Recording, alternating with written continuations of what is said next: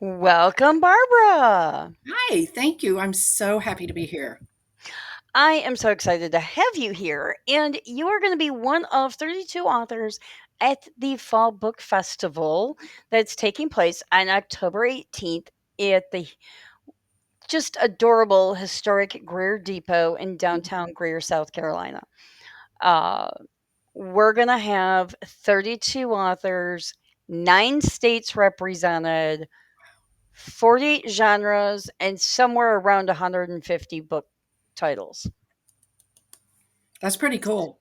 That's So especially for lots your for first year. everyone. But for your Yes, first year, that's pretty impressive. this is a first year event for in South Carolina. We've done a few events up in Michigan. Hmm. So I'm excited to bring this to South Carolina and share it's with the exception of one author, everybody is new to my event for this event. I have one person coming down from Michigan that's done my previous events. They must really, really like to travel then.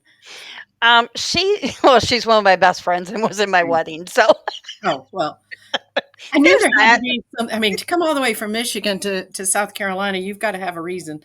You know, we have I know I'm gonna miss a state, but we have Virginia, Tennessee, Georgia, North and South Carolina, Alabama, Oklahoma, and Texas. Wow.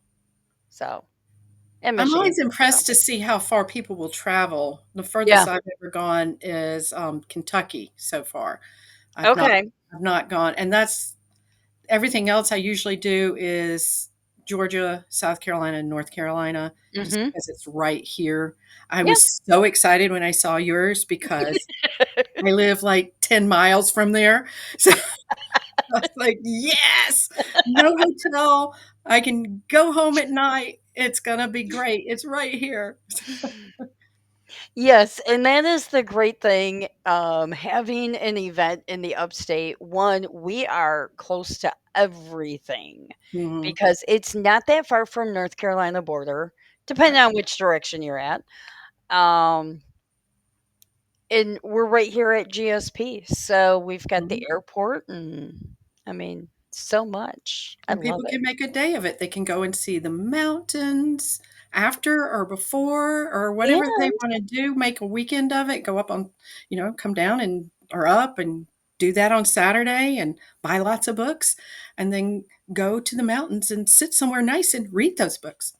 right? And there's also the makers market that is taking place in the park Mm, in Greer at the same time, so they can go from one to the other. right. And it's actually fairly close. So, Yes, they are. You can walk from one to the other. yeah, a lot of people usually park at the depot to walk to the park. So, Right, right. They really do, and then, yeah, if you that's get where I hungry normally park. if you get hungry, you're gonna have food trucks, but also downtown Greer has a ton of really cute little places to eat. Yeah. And so yeah, it's going to be a great time. I'm so looking forward to this. But let's talk about you and Okay. your books and your writing. So tell us what books you're bringing. Okay, so most people who know me in my books know me for the Watchers of Moniah trilogy. This is the first book. Let me get that in the camera the right way. And yes, there is a Awesome. giraffe on that cover there. The Watchers of Moniah is an epic fantasy trilogy. The Mhm. first book and second book won the Imadjinn Best Fantasy Novel Awards. The Ooh. third book came out the same year as the second book. So Okay. obviously, I wish it had been another year so I could have entered it and had Mm. the what do they call it, the try something. But anyway, like the Try Wizard tournament. Ooh. But it was a Palmetto Scribes first runner up in their Mhm. novelist contest that year. So it was first runner up to Palmetto Scribes. It was a finalist there. So at Nice. least it got some recognition. But Mhm. the idea behind this series is you have a warrior princess, a dying queen, a shocking deathbed decree, a traitor returned from the dead. Of And course. are you ready for this last part? telepathic giraffes. Wait a minute. Yes. Telepathic. Telepathic giraffes? That I've never heard of. Nope, I'm the one who does it. In fact, everywhere I go, people talk about it later. They're like, the one who writes with the giraffes, and everybody knows who I am. I'm the giraffe lady. Well, there's worse things they could call you. So, Mhm. hey, to be called the giraffe lady and they associate it with your books Right, and then they buy your books, hey, right. that And works. they like the books. That's the key. They like the books. You That's know, even better. I want people to read the books and enjoy them, and I want to Hmm. hear. It's nice to find out that people do, and I hear from a lot of different people that really love the books, and I was really surprised because when I wrote them, I had, you have a target audience in mind, Hmm. and it's epic fantasy. Now I write epic. It's epic fantasy. It's clean epic fantasy. Okay. I did that on purpose, Hmm. but the audience I envisioned was women in their 20s and 30s. Now, Okay. So, who's really buying your books then? everybody, I Oh, was so that's. shocked. One of the first fan emails I got Hmm. was from this lovely gentleman who fought in the Vietnam War. Hmm. I started getting notices from friends who gave the books to their grandchildren who were 12 years old. And I'm like, 12? One, it's not written and there's some big words in there, and I mean, this It's is a good. 96,000 word book. The second book's a little over 90, the third book's 116,000 words. And I'm like, That's a lot of words. that's a lot of words for a 12-year-old. Hmm. And they gobbled them up. And Nice. when I go to the conferences, Hmm. guys in their 20s and 30s buy these books. The women in their 40s and 50s buy these books. So it's just, I had an audience in mind, but Awesome. it's across the board. It is absolutely across the board, which is really cool. And I have had people reading them that actually don't read fantasy and enjoy it. Oh. So that's actually pretty cool because, for example, Barbara Claypole White, I don't know if you've ever heard of her, but she is a fiction author. She laughs. They call her a women's fiction author, but she says really her fiction features more male characters than female. But for some reason, she's tagged as that. Um, and I'm Hmm. trying to think one of her book Maybe titles it's right more of now. her audience then. Yeah, I think that's more it. But she read the books and she Mhm. loved them, and then she plugged them on her website, which is Oh, kind of that's nice. even better. So, That's even better. but it just blows my mind. Now, granted, the majority of the people who buy the books are fantasy readers. Mhm. So but you do have the telepathic bond with the giraffes. The giraffes are telepathically bonded to members of the Moniah royal family. So every member of the royal family bonds with a particular giraffe, and it is a Oh, that's mutual cool. choice. It's a mutual choice. And giraffes. A lot of people don't know a lot about giraffes, and giraffes No. are they're actually the watchtower. If you go to Africa, I mean, they can Mhm. see. They have really enhanced eyesight compared to most animals and most Mhm. living beings. And they've got the advantage of they're taller, so they can actually see further than most of people can Mhm. see. So, if the giraffe runs, the other animals kind of pay attention. They're the Oh. watchtowers. They're considered the Yeah. watchtowers. In fact, if you see a group of giraffes, they call it a tower.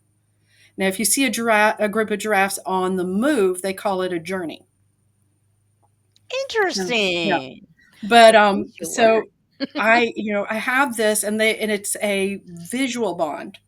Okay. So it's not a sound bond, it's not a speaking bond, although there is one time, but but it's a visual bond, so they can see through each other's eyes, and so Oh. it's really kind of fun to play with. Mhm. And over time, it's like you have the warrior princess whose name is Adana. Her giraffe is Ambrosia, and Okay. so we see that their bond is they're learning their bond still, and Mhm. so sometimes there's a little bit of tug of war. No, I don't want to see that. Well, you're going to see it anyway, kind of thing. Sometimes it one can overtake the other one as far as what's going on. There's a couple of times because of what happens in the first story she's sent for her protection against this returning from the dead traitor. And so she is separated from the giraffe. Oh. And they're like, we're not sending the giraffe. The giraffe is staying here. You're going to the kingdom of Elwar because there's mountains and fortress and stuff that can protect you better. Mhm. So, she's there. She still has the link, but it's painful because it's like a Mm. stretched rubber band. It's very painful. Oh, And yeah. so they actually stunt the growth of that length because she begins to find ways to try to protect herself from that pain. Hmm. Anyway, I don't want to get a whole lot into it, but I will say I give Hmm. 5% of my royalties go to Giraffe Conservation Foundation. A Oh, lot of people nice. don't know that giraffes are endangered. Mhm. And they're suffering what is called a silent extinction because they don't get the publicity. Like elephants get tons of publicity. Yeah. Do you know there are four elephants in the wild for every one giraffe? Wow. No, I did Yeah, not know that. yeah. So it's pretty major, and it just mainly it was because people weren't researching them until Ann Innes Dagg did years ago, and Mhm. then there was this dearth of information, and Mhm. then the Finnesies came along, and I think I've forgotten his first name. Her name is Steph, but it was her husband who was doing his doctorate, Mhm. and he chose to do giraffes over elephants because there wasn't a lot of information out there, so who could contradict him? At least that's what he Well, said in there's an that. interview, you know. But meanwhile, they began to discover all sorts of fascinating things about giraffes, and most importantly, that the giraffes were dying out. Mm. So, but Very I'm bringing interesting. that series. I also have this is actually my latest book. This is a short Ooh. story speculative collection, The Nature of the Beast. And there's a lot of different stories of different kinds of speculative fiction in there. Two of them are actually based on fact, but I don't tell you which two. Um, Oh. and then I have this. This is not speculative, and this is contemporary women's fiction, Pieces of Her. It is a collection of short stories by me, and the Mhm. tagline is "Being a woman is not for the faint of heart." I love it. Yeah, Awesome. Well, when they get done with the book festival and they've bought your draft books, they can always go to the Greenville Zoo because didn't we just have we did. a new giraffe born? We So, did. We did. And I'm trying to remember. I think the name. Oh did shoot, the they have a people. new Yeah, they had a one? contest. They had names, and they had a contest. And I should have looked that up. I've forgotten, but it's something like Kendi. It was a Swahili word, Oh, okay. and I was glad because some of the others were not. And I Mm, like it when we have names that are kind of related to the origin of the animals. Like the very first giraffe that was born at the Greenville Zoo was named Kiko, and that was a I forget what the word meant, but it was an African-based word. okay. So they've had some that had names like that, and then they've had others that did not, like Blossom. So Blossom. Blossom was the last one. Blossom is no longer Blossom. She went to the Louisville Zoo in Kentucky, and they gave Mm, her a new name, but I've got it somewhere on my Facebook page. I've forgotten what her new name is. But sometimes when they go somewhere else, they rename them. You know, really? yeah, they do. Now Kiko didn't get renamed. He's at the Toronto Zoo. He's a daddy now, Mm. because he was born in, I think it was 2014. Don't hold me to that. I think it was 2014. Approximate dates. Yeah. I have lots of photographs that I take of them. I'm actually an amateur photographer too. Oh, nice. And I have a book that I was hoping to have Hmm. for this event. Um, it's taken a little longer with formatting, but it's a book Mhm. all about giraffes, and I'm using Oh, all the neat. photographs are photographs I've taken. So, Okay. and my audience, my I've written it for, like, a middle grade audience, so Okay. 3rd to 5th grade, but I've Mhm. had a lot of adults express interest in the books too. So, I'm hoping if nothing else, I might have a sample. If people want it, they could pre-order it and have it for Christmas or something along those lines. Oh, that'd be good. But, I've got I hit a hiccup with some formatting, so we're trying to get that finalized and the cover finalized. So I have not announced a Mhm. launch date for it yet, but my hope is before Christmas. Okay. Yeah, those formatting hiccups, but that's what happens with books. Sometimes, everything goes smoothly and then there's the other times. Yes, yes, and I've experienced both sides of that coin. And sometimes it's other people and sometimes it's us. Well, me. Yeah, yeah. I've experienced both of those too. I was gonna say, it's just, but it's the life of a writer. Mhm. Yes, it W- is. So, what got you writing, and specifically about what grabbed your attention initially about the giraffes? How did that Okay. come about? So, those are 2 different questions. Do you want the writing question or the giraffe question? We'll go for writing first. Okay, the writing question. I actually have been writing as long as I can remember. Okay. In fact, when I was in my mid-20s, we were at a family reunion, and my Aunt Vivian sidles up next to me, and she goes, "So how's the writing going?" And I'm like, "How'd you know I write?"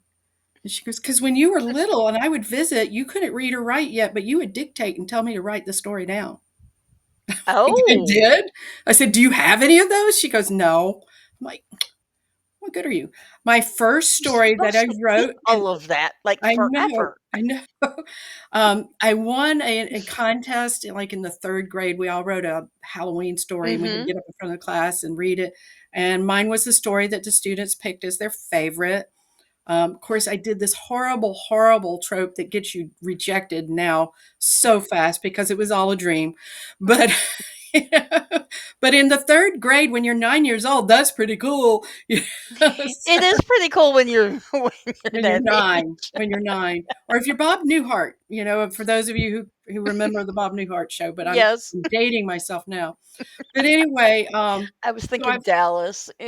yeah, I've always written. When I was in the 4th grade, I wrote a story called The Growing Basketball Net, and I Mm. illustrated it on notebook paper, and I did the text, the images, and I even sewed the pages together like a binding, yeah, and I still have it. I actually do still have that. I wrote a novel when I was 14, and that will never see the light of day. Well, the other one you could actually scan in and It would take need that. some help. It would Yeah. need it would need some help, but still, it's kind of fun that I did. I mean, I look back and I always knew I wanted to write. Mhm. So, it took a long time to get to the point where something was happening with my writing because life gets in Mhm. the way and everything. Yeah. Those of you who say, "I don't have time to write," find a little bit of time. Don't give up. If you really wanna Mhm. write, do it because you will be rewarded with the Mhm. satisfaction. You don't know how many people say, "I wanna write a book," and Mhm. that's the end of it. Yep. That is the end of it. They never do. Stick to it. Write your book. You will be in that top, like, 3% of people who wanna write a book if you actually do it. And CSI has lots of outlets for them to be able to do Yes, that. So. they do. They do. And, you can do virtual things. If you're Mhm. local, they have meetings that I'm gonna eventually make it to one of those. I'm hoping to. My schedule's kinda crazy. I don't know if you notice I'm raising grandchildren, so Yeah. it's my schedule's kind of wackadoodle, but it is what Mhm. it is. You'll make it one of these days. Yeah. So that's about the writing. Now let's return to the giraffes. The giraffes.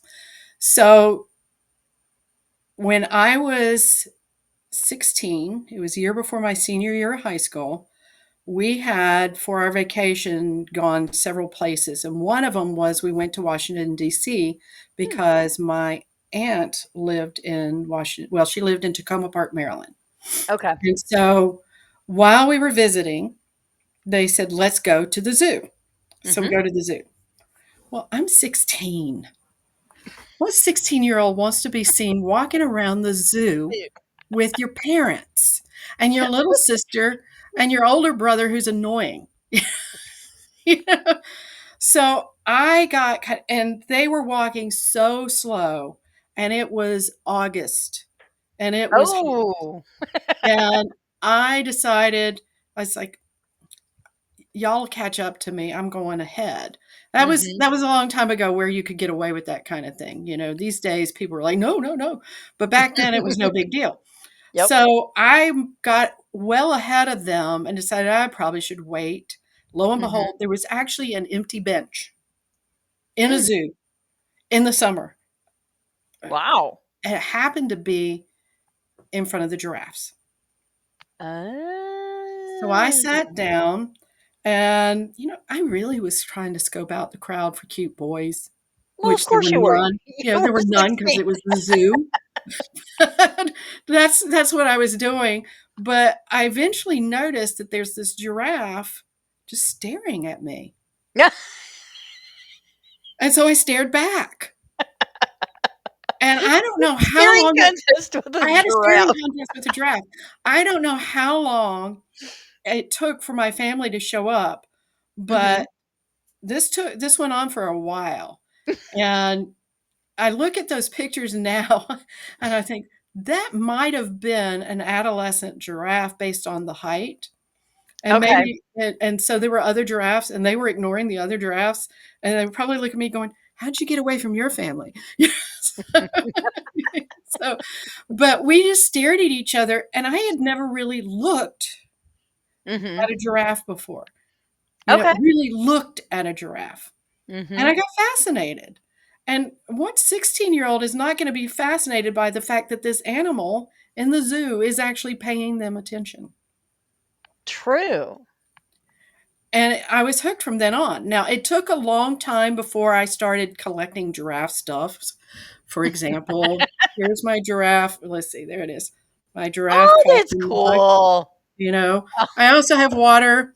Um, Somewhere on here is a giraffe. he's He's a facing us. cool giraffe. You know, you can't see it, but there's a Sunglasses. ton of giraffes here. There's a lot of them. A lot of them. Most of them are gifts, by the way. Because once you have something like that, people are like, "Ooh, I know what to get Barbara. Hmm. I'll get her a giraffe." In fact, one of my fans wrote me a few months back, and she emailed me and she said, "Can I have your mailing address? I picked up something, and I want to send it to you, and I don't want to wait till conjuration, which that occurs in November. So this was Okay. months ago." And I was like, okay, I knew this one well enough. And I also have a P.O. box. So I gave her, Ah. I don't give people my street address. So I gave that to her. And Hmm. she sent me a handmade quilt featuring giraffes Oh that my somebody had shown goodness. up at her work selling these. And she saw it and she bought it for me. And I was like, wow, Wow. wow. That is awesome. It is awesome, and I get stuff from people all the time, but Hmm. when somebody goes that far, and I'm not saying people should, Right. I'm happy with a, "Hey, I loved your books," or, "Hey, can Right. I ask you Yeah. a question about it?" Can, I'm happy you with put that that. up on Amazon or Goodreads or Yeah, put a review out there, please, please, but that I was just floored, absolutely floored. I didn't even it never occurred to me that it would be anything like that, you yeah. know? I figured it's a card or, Right. a picture or something like that or sticker. Yeah. So, no. And I've gotten all of those kinds of things too. That is so awesome. Mhm. Yeah, it's interesting when people start associating you with a certain thing, Mhm. and then it's like the thing, Right. and it's like, so, Which is throwing them because the fantasy I'm working on right now has wolves, so it's not giraffes. oh, So, but, I've discovered I write matriarchies and, um, clever creatures. oh, okay. So animals are usually part of my writing, and for some reason, I write matriarchies a lot of the time.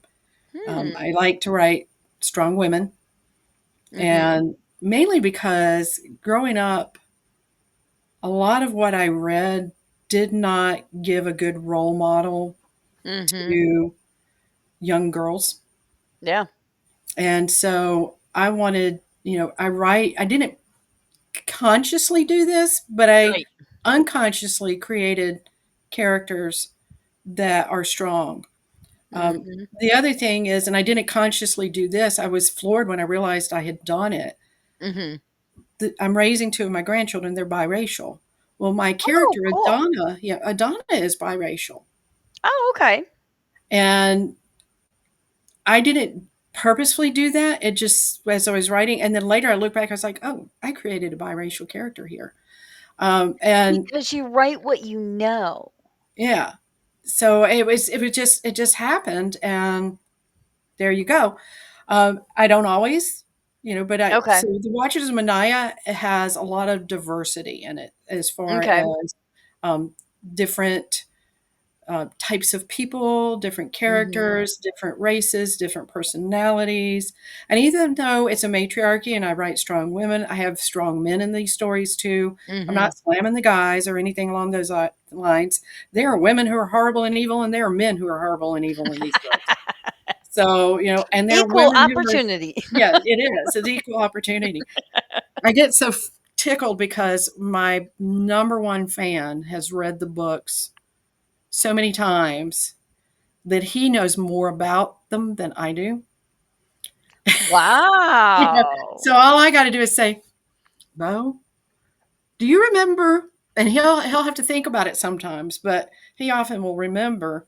And he told me because when the book started coming out, Mhm. of course he didn't know what was going to happen in them, and Right. he he was like, "That Plutarch, I don't like Plutarch. He better die by the end of this." Now, I'm not going to tell you whether he got his wish or not. I just went, how about that? And just went on. I didn't tell him anything. And if you read the books, you'll find out. But Yeah, it took, you must buy your own copy and read it yourself, and you get right, to find out the answer. Did he right. get his wish or not? Did he get his wish or not? The funny thing is, he told me his brother hated Plutarch too. But my oldest daughter, Plutarch gave her the giggles. Okay, now She, you have to find out. Now you have to read it to figure out and see what kind of personalities we've got going on here. yeah, That two people didn't like the character, and one the character gave her the giggles. yeah. So, And hmm. Bo will even say, it's not that I didn't like him, but I don't like him. I want something bad to happen to him, Right. whereas she recognized what I was doing when I wrote Plutarch, and Okay. she got a big kick out of it. So, we'll just say I have known people like Plutarch, and I will leave it at that. I'll leave it at Ah, that. He's not and patterned after any particular person, though. and that is the thing that people need to realize is that writers a lot of the time they won't say anything, but you may end up as part or all of a character in their book. Mhm. Yeah. This It is a may or may not survive. conglomeration. Yeah. This is a conglomeration of all the frogs in my life. If you Mm. know that, if you get Yep. that drift. So Yep. this is a conglomeration. It's no one in particular. Sometimes I write a character and it's plain as day who I'm patterning them after. In Mhm. fact, in the Watchers of Moniah, Adonna's father, who is the king of Moniah, Mhm. um, he's not he's not the authority. Okay, because he's the Okay. husband king. And then Kiffin, who is the male protagonist, she's the female protagonist. We have two protagonists. He's in the Mhm. Kingdom of Elwar, and his father is Danelle. You remember the Sleeping Beauty animated movie? Mhm. Well, Adonna's father, Micah, is Aurora's father. Kiffin's father, um, Danelle, is Prince Philip's father, at least in my brain, how they look Okay. as I was writing it. Now they're not. Right. I didn't recreate those two characters, but as I Right. wrote this, for whatever reason, they were in my brain. Well, and that's the thing is like you don't necessarily name people characters exactly after people because that would be bad. Yeah. But you also can take snippets of Mhm. this personality and it merges and you may end up with a character that's really not likable. It can be. It can happen. And Just it's saying. really interesting because subconsciously a lot of stuff slips into my writing that I don't Mhm. realize I've slipped in there until I'm looking at it later. Like in the third book, I mean the big bad evil antagonist in the series is Malagon. He's the Mhm. number one antagonist. And I was unsure at the beginning of the series, even starting writing the third book, how I was going to ultimately deal with him and who was going to be the person who dealt with him. Mhm. And when I figured it out, I was as floored as possible because I had no clue what was coming. You know, when it came, I was like, "Wow, I did not see that coming." Now I need to go back and make sure that it's not too much of a surprise to the readers. And Mm. I was able to do that because the person who was publishing the books initially was wanted the third book written before publishing the first one, just to be sure the trilogy would come out. Um, That makes sense. so anyway, I went back through, and lo and behold, it was there, Mhm. and I had not even realized I'd done it. And my big reader, Bo, told me, well, by the second book, he'd figured it out what was going to happen. Now, I've only had that from him. I've never had anybody else say that, but he kind of is like, I know what I know. He knew what he hoped would happen. So Okay. they're not massive Easter eggs, but there are Easter eggs in there that Mhm. if you know what you're looking for. And I don't know if he picked that up the first time he read the series or maybe as he was going through. I don't know. But Hmm. Interesting. yeah, it's kind of interesting. I was shocked. I said, "How did you know that when I didn't know?" Yeah, I can understand that. Mhm. So, what else should we expect down the road from you for future writings? So I am working on a series that's probably going to be called the Matriarch Enchanter series, Okay. and it's going to be. I'm working on the first book, which is called Plunged in Purple. The idea behind this is you have kind of a cross of the Vine Witch meets Discovery of Witches Mhm. with elements of Little Red Riding Hood. So we got to Oh, get the wolves okay. in there. It's not a red cloak; it's purple cloaks, plunged in purple. But the Awesome. enchanters are a secret society that um, their whole purpose in being is protection of others from Oh. from evil. And you have Deborah, who is the daughter of the matriarch enchanter, but she doesn't know she's the daughter of the matriarch enchanter because Mhm. I won't tell you why, but she doesn't know. And then suddenly, she discovers not only is she the daughter, but she's the heir. And oh, today, your life changes. Ooh. Yeah, so it's kind of that's. I mean, think back about some of those stories I said there, and you might be able to Mhm. put some two and two together. But the idea behind it is, her adapting to it, but her also pursuing um, the the person who she discovers had major impact on her life, major impact on her mother's life, and because of this person, she is put into this role. Mhm. And then because of this person, she didn't know about this role. Ah, So this okay. person impacted a lot of things. Um, Mhm. and she didn't even know the person existed prior to when Hmm. the story starts, you know. So I see it as a series Okay. and not necessarily like a trilogy where you have this overarching Mhm. storyline, but I mean, I see it more like standalones that are part of a series where the Mhm. characters grow and things progress as you move forwards. And probably to a certain point, you're going to get to a point where if you don't read the first books, you're going to be lost probably. Mhm. But I see it as a series. How many books? I'm not sure at this point, Hmm. but Okay. the I'm in the process of revisions. Um, Mhm. I sat down with a developmental editor that I respected because I was like, something's still not quite right, and I can't put my finger on it. Okay. And it was David B. Coe. If any of you ever read any of David B. Coe or D.B. Jackson, he's a sweet, sweet, wonderful author who Mhm. I'm great friends with and has been a wonderful mentor to me over the years. And he now does developmental editing. And so he gave me really, I mean, he was spot on. And it's like I told him, I said, once you see it, you can't unsee. But I couldn't Yes. see it until you told me. Mhm. So it was very valuable. And so I am trying to make some changes there now Mhm. and get it up to speed. And hopefully that'll be something that I can talk more about in a few months, hopefully. Ooh. So, So are your books self-published, small press, traditional, mix so of? yeah. So it's a weird kind of story. I mentioned my previous publisher. He Mhm. published the full series, the Watchers of Moniah trilogy. We had to part ways. Okay. Uh, breach of contract on his part.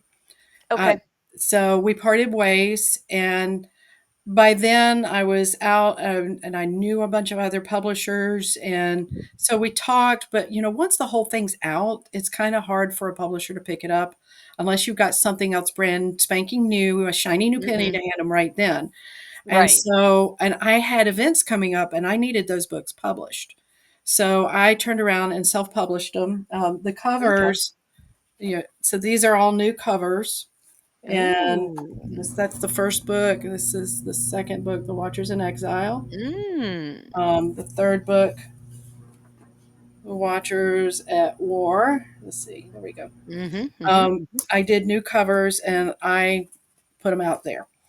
So, in fact, because there was the delay, because there's a lot you got to do to self publish something, that's why this book, Pieces of Her, was put out because I felt like I owed my readers something, you Right. know? So I Mhm. self published Pieces of Her first to kind of get my feet wet Yep. while I was getting the covers and figuring out the edits how in the world do I do the the layout inside the book, because the originals that went out had stuff I didn't want in there anymore because it was promoting books from this other publisher. And so, I Oh. needed to get rid of Yep. that. I Yep. needed, new ISBN, all that stuff. So Mhm. I did that. And then The Nature of the Beast, I just had all these speculative fiction stories. So I Mm. self published it.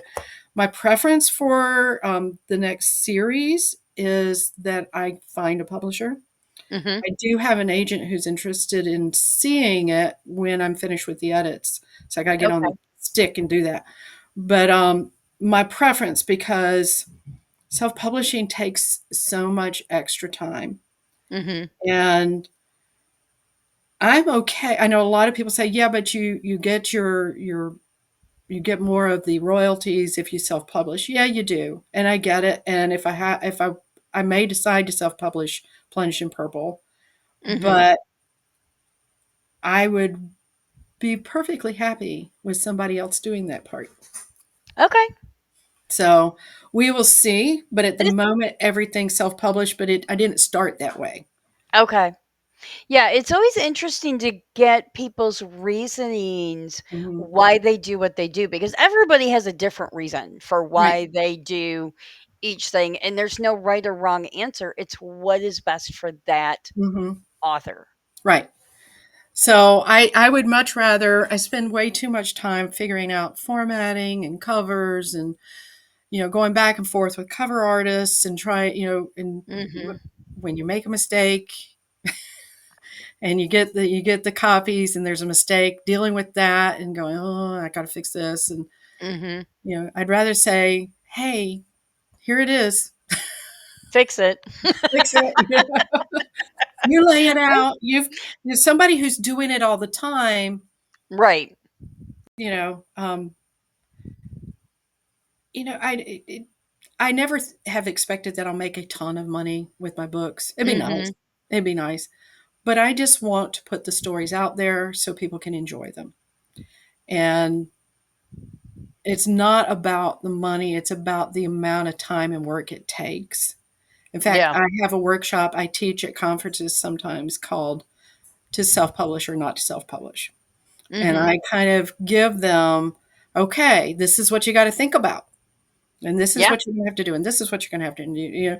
And a lot of people think, well, just self publish it. It's no big deal. Well, it is. It's not that simple. And So, I know that because that is actually conversations that I have on a regular mhm, basis with people because that's one of the things that CSI does is we walk down that road right. is what direction do you want to go? What is best for you? Hmm. And so yeah, I totally get that. Yeah. So, and like I said, I'm not going to totally give up the idea. The giraffe book, which by the way is going to be called Giraffing Around. Um, Ah. so, in fact, let's see. This is a card I made out of the picture, but this will probably be on the cover. So that's a Oh, I photograph love it. I took of Kiko at the Greenville Zoo when he was 4 days old. Oh. But that'll probably be on the cover if I get the cover I want out of it. And since he's looking over his shoulder, I was like, giraffing around. And actually, I was on a podcast, the Star Chamber podcast with the Mhm. Imaginarium folks, and we were talking about it. And I said, I'm trying to figure out what to call it. And I think one of them first suggested it. And then I went, well, that actually fits with the photo. That'll probably go on the front of the book, Mhm. and I've kind of stuck with it ever since. So Yeah. that's what it's going to be Sometimes called. when you hear it, it just clicks and Right. that's it. That's right. That's right. Well, this has been great. I have loved getting to know more about you and your books and your writing and giraffes. Some nice details there too. And I can't wait to meet you in person, I hopefully know. before October, but if not, I will definitely see you in October and people can come and meet you and buy your books and find out more. Yeah, I'm so excited to get to meet you finally, and I can't wait for October to be here. I'm really excited about this one. I really am. So thank you for doing it, and thank you for having me on. And I tell you what, I know some of the other authors that are going to be Mhm. there. Please come. There's some wonderful authors that are going to Mhm. be there. And I do have a pre-order form up there on the Facebook page if people want to make sure they can get copies of my books. Yes, and we have a few of our authors that have done pre-orders, and so that the link to that is in the Fall Book Festival Facebook group, Facebook page, and it's also on the website. Okay. So I put it in multiple locations. Well, good. Thank you. So awesome. Well, thank you, and I will see you in October. Sounds good. Bye.